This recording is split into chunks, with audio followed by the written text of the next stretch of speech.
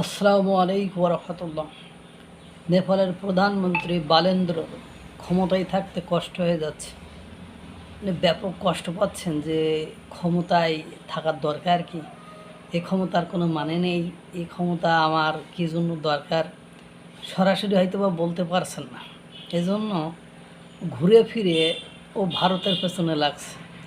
এর আগের বার অবশ্য সীমান্তের বিষয় নিয়ে নামছিল, পণ্য সামগ্রীর উপর শুল্ক আরোপের বিষয় নিয়ে জনগণের ঠাপানো খেয়ে সেখান থেকে অবশ্য বের হয়ে গিয়েছে রাতারাতি, যে দরকার নেই ভাই, যেমনি চলছিল অমনি চলুক।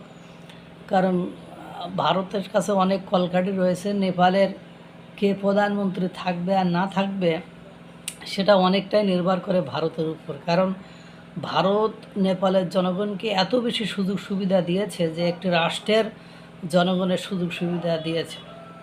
এমন গুরুত্বপূর্ণ ভারতের গুরুত্বপূর্ণ বিষয় নিয়ে বালেন্দ্রর আবার আমার কাঁপুনি ঝাঁকুনি লেগেছে, ও বেশি বুঝদারি করতে যাচ্ছে, মানে ক্ষমতায় বসেই চেয়ারটা ঠিক করে বসছে কিনা না বসেই লাফালাফি করেছে, চেয়ার ভেঙে পেছনে ঢুকে গিয়েছে, বিষয়টা এরকমই হয়ে গিয়েছে। একটু শুনে নি যে বালেন্দ্র মিয়ার অবস্থা কি, একটু শোনো।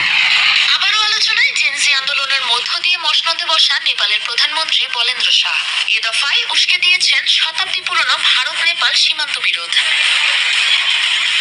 ঘটনার সূত্রপাত নেপাল, চীন ও ভারত সীমান্তের কেন্দ্রবিন্দু হিমালয়ের কৌশলগতভাবে গুরুত্বপূর্ণ ও সংবেদনশীল অঞ্চল কালাপানি, লিপুলেখ পাস ও লিম্পিয়াধুরাকে ঘিরে।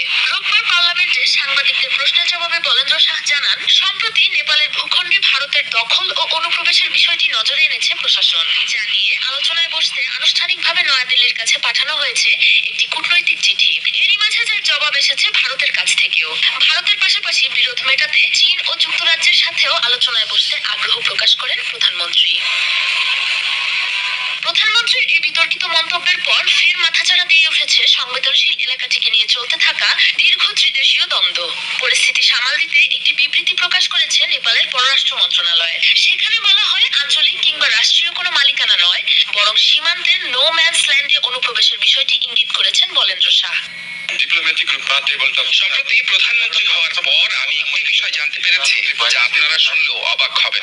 ভারত নেপাল সীমান্তের নির্দিষ্ট কিছু এলাকা নিয়ে বেশ জোরদার কিছু মতবিরোধ রয়েছে, যা নিয়ে উদ্বিগ্ন দুদেশই। আমরা আলোচনা, পারস্পরিক বোঝাপড়া ও বন্ধুত্বপূর্ণ আচরণের মধ্য দিয়ে এই সমস্যা সমাধানের চেষ্টা করছি।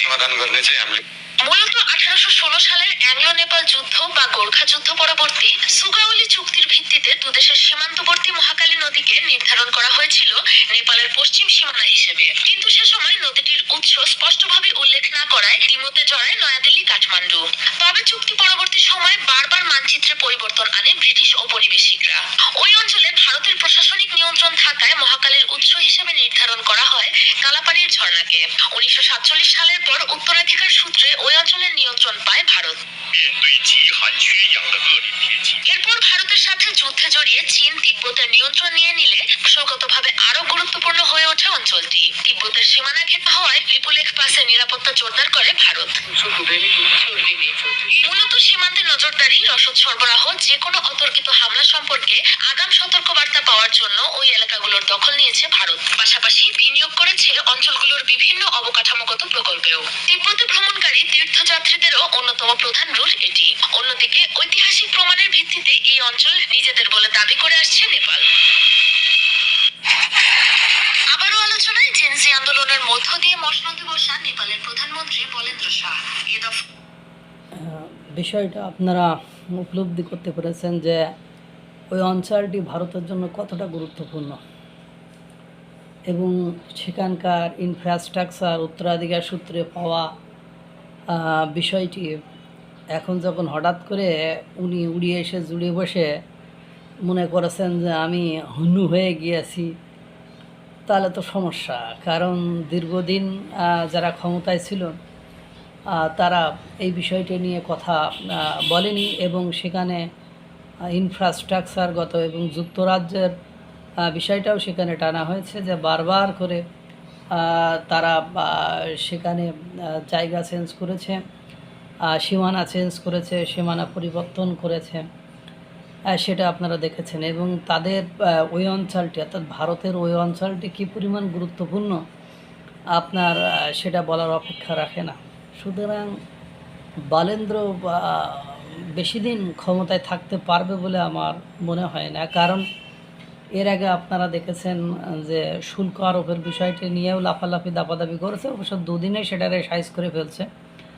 পরবর্তীতে এই অঞ্চলগুলো নিয়ে বালেন্দ্র পররাষ্ট্র মন্ত্রণালয় যদিও ভারতকে চিঠি পাঠিয়েছে, ভারত তাৎক্ষণিক সেটার উত্তর দিয়ে দিয়েছে।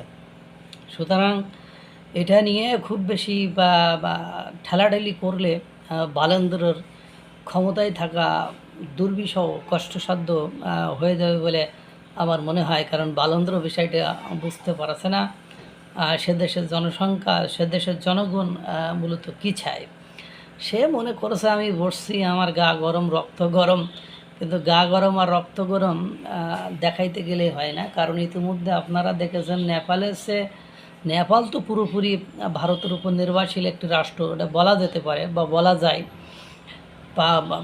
ভারতের চিরশত্রু পাকিস্তান, তাদের জম্মু কাশ্মীর অঞ্চল, তারপরে এদিকে লাদাখ, চীনের লাদাখ, অরুণাচল টল, এগুলো যেগুলো আছে সেগুলোই চীন পাকিস্তানকেই পাত্তা দেয় না ভারত। সেখানে নেপালে এই ধরনের অর্বাচীন মানে গাধা মার্কা মুরুক্ষের মতো যে আচরণ, সে আচরণের জন্য হয়তো আপনার বালেন্দ্রকে ব্যাপক পস্তাতে হতে পারে, এবং সে ক্ষমতায় আদৌ তো থাকতে পারবে কি না আমার মনে হয় না। কারণ আপনি যদি সম্পর্কটা বিবেচনা না করে, লেনদেনের সম্পর্কটা বিবেচনা না করে আপনি চলতে যান, কারণ আপনার দেশের অধিকাংশ জনসংখ্যা দরিদ্র, অসহায়, পেটে ভাত না থাকলে ক্ষমতার গোষ্ঠী খেলায় পাবলিক, বিষয়টি এরকম জায়গায় চলে আসে। আল্লাহ তাআলা সকলকে ভালো রাখুক, সুস্থ রাখুক। আসসালামু আলাইকুম ওয়া রাহমাতুল্লাহ।